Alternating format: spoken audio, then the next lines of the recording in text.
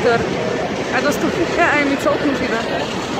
Si sa obločím. Momentálne je 3:45. Ložím na letisku v Kodani. Je to celkom príjemne, majú tu veľmi mäkké gauče. Ako môžete vidieť. Majú tu dokonca deky. Veľmi príjemné, čisté deky. Celkové to veľmi pekné, sa pozrieť. Neviem, či tam je niečo vidno. Myslím si, že sa celkom pohodlne vyspím, vyzerá to naozaj fajn. Už som vlastne za check-inom a už som na bordujem ráno o nejakej 8:30, takže mám ešte strašne veľa času. Takže budem niečo pozerať ešte teraz, potom sa vyspinkám a potom budeme pokračovať v adventúrach. Takže je 7:40 ráno, úplne perfektne som sa vyspala.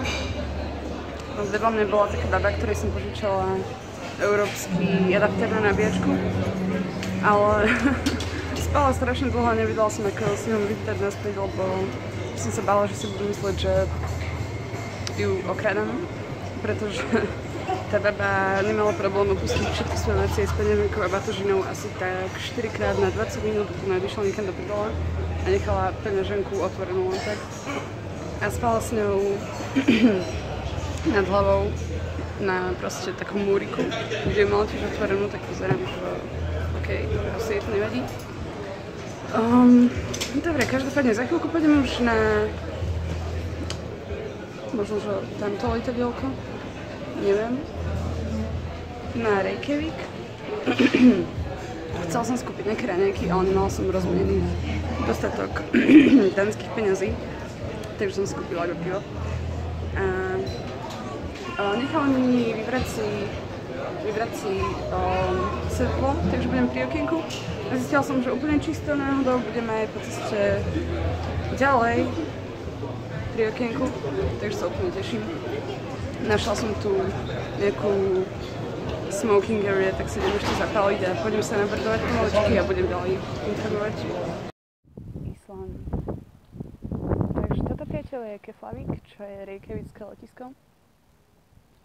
Zhora to vyzeralo všetko veľmi krásne, ale odtiaľ to vidno iba auta a jedno veľké parkovisko. V pozadí sú hory, neviem, či to bude vidno, ale asi skôr ani nie. Tie boli trošičku zasnežené.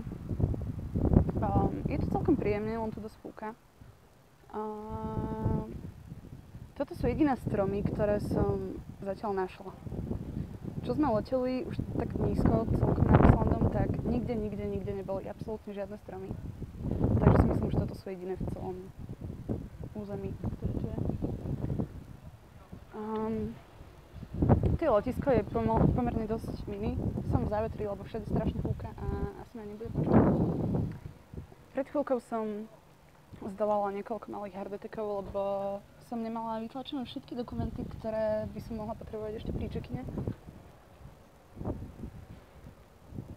Ale no, neboli tam pracovníčky vôbec. Wow Air, to skôr letím. Takže som bola 3 hodiny vo veľkom nevedení. Ale nakoniec teraz som tam našla jednu tetu, povedala, že je to úplne OK, keď to máme v telefóne. Takže vyzerá byť všetko fajn. Mám ešte 3 hodiny času, takže tu budem asi, neviem, myslela som, že sa budem pozerať, ale nie sa tu moc na čo pozerať dokopy. Takže idem hľadať nejaké zaujímavosti. Reykjavík. Zaujímavosť číslo 1.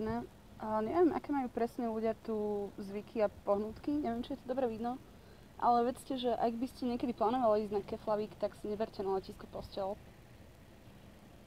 Reykjavík. Asi budete sklonení, ale žiaľ, je to všetko, čo sa dá vidieť. A viac sa tu toho vidieť nedá. Ale toto je super. Aj keď neviem, čo to je. No, takže podľa aktuálnych informácií let odložený o 4 hodiny. Nie je to zatiaľ ešte potvrdené, takže to môže byť viac alebo menej. Takže to bude ešte celkom sranda, budeme asi niečo pozerať alebo tak a čakať a keby sa tu dá aspoň niečo robiť, ale tu sa nedá nič robiť, absolútne, môžem sa prechádzať tu, kde sa tiež nedá nič robiť. Takže zábavka. Takže, tak. Budem ešte informovať.